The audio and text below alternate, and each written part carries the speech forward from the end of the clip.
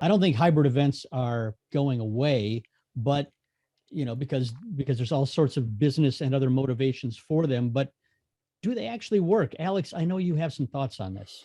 Well, they largely work for the in-room audience.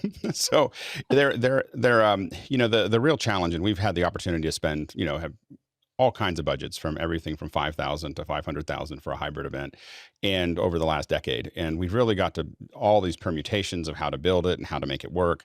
And what I will say is that it is extremely challenging to have a hybrid event work for the online audience. And that can be, the live stream doesn't work. Putting cameras in the back does not work for the online audience. And what we measure when I say it doesn't work, we're measuring average view time. Average view time is all that matters when we look at these things. How long did someone stay when they got there? Marketing can fix the number of people that are there, but our job as event producers is to keep them in the room. And if you look at hybrid events, you're talking sometimes in small low minutes.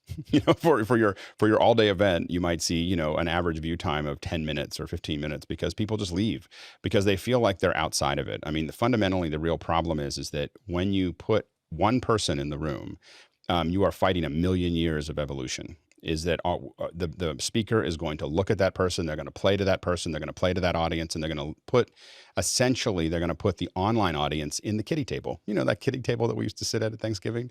We're all there. So that's where we all sit. Now, people are not going to complain. They're not going to send you emails, but they just don't feel like they're connected. And that is a devastating thing to do to your event. And it's a devastating thing to do to your audience because you don't see it. You don't see people being upset. It's like this thing, but then they just don't want to come back the next time, or they don't come back the next day. And so what we see, for instance, in a lot of conferences is 2 or 3 days of hybrid events. You see a drop off in attendance that is generally, between 60 and 80% because people just stop coming, and they think they're going to watch the VOD later, but they won't. And part of that is the whole function, the whole structure of events.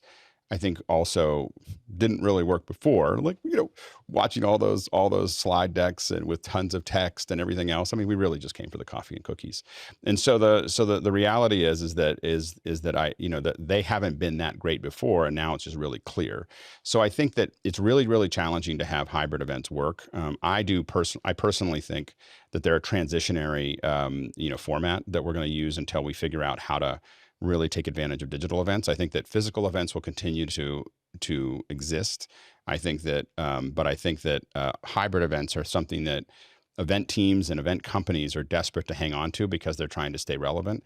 But I don't think that they have legs to last for very long because they don't pencil out most of the time. And if you actually look at that data, it becomes very challenging.